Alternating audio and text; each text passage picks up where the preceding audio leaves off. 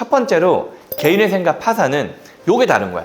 회생은 벌어서 갚는 거예요. 벌어서 갚는 거. 근데 파산은 내가 갚을 능력이 안 돼서 못 갚는 거예요.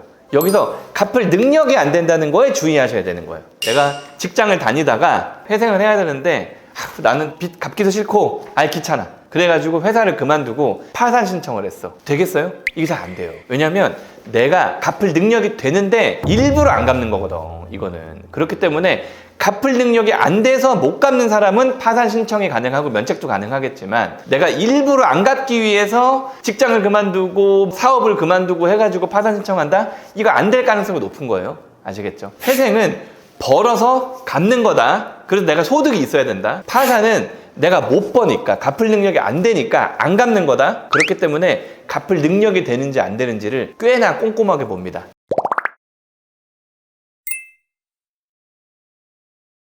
두 번째는 뭐냐면 채무 발생 경위예요. 채무 발생 경위.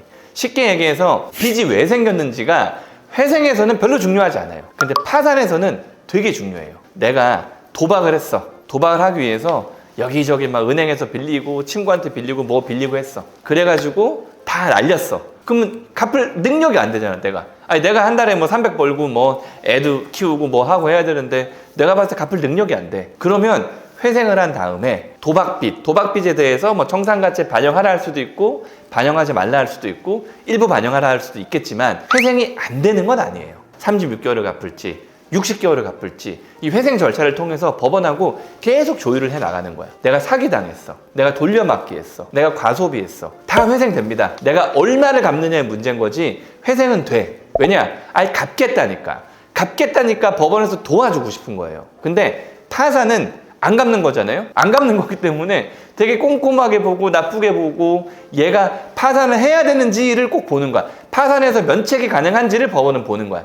그래서 면책 불허가 사유로 채무 발생 경위, 빚이 왜 생겼는지에 대해서 면책 불허가 사유를 정해놓은 게 있거든요. 뭐 사행성 행위라든가 이 설명을 제대로 안 해줬다든가 이런 경우에는 파산 신청을 해도 면책 불허가 내기 때문에 내가 빚이 없어지지 않으면 파산 신청할 이유가 없잖아요. 그렇기 때문에 이 빚이 왜 생겼는지에 대해서 파산 같은 경우는 면책이 안 되는 경우들이 있기 때문에 조심하셔야 되는 거예요.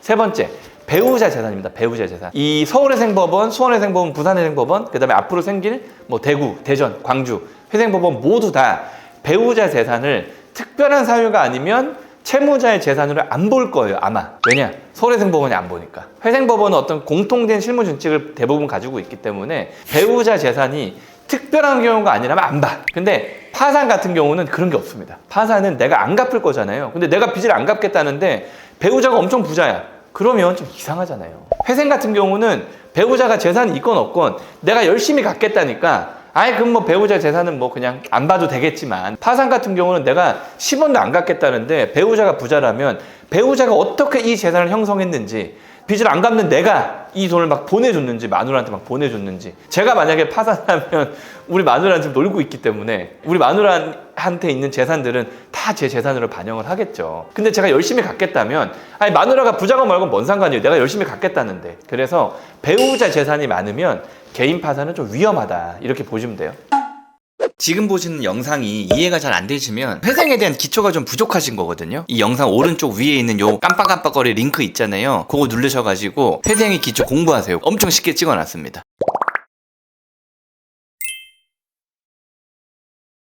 네 번째, 갚을 능력입니다. 갚을 능력. 보세요.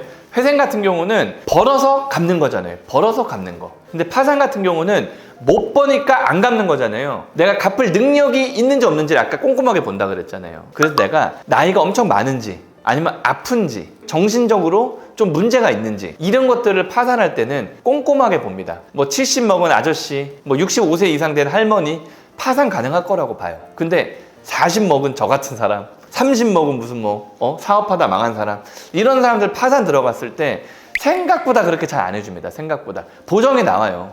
이 사람이 근로능력이 있어 보이는데 왜 파산을 신청했는지 회생 신청은 왜 안 했는지 회생 신청을 고려해 보세요. 이런 식으로 보정이 나오거든요. 그렇기 때문에 갚을 능력이 있다면 파산 신청은 안 하는 게 맞아요. 다만 이 갚을 능력이라는 건 법원이 이렇게 판단하는 건 조금 애매하잖아요. 그렇기 때문에 내가 파산 신청할 때 갚을 능력이 없다라는 걸 되게 상세하게 신청서에 적어줘야 돼요. 구독과 좋아요 눌러주세요. 내가 소득이 없거나 엄청 낮아. 빚이 생긴 이유가 비교적 평범해. 그 다음에 내가 나이가 아주 많고 누가 봐도 내가 일을 새로 시작해서 빚을 갚는 건 좀 힘들어 보여. 그런 분들은 파산하세요. 그 이외에는 사실은 개인회생 신청하시는 게 맞다고 저는 판단을 합니다. 감사합니다.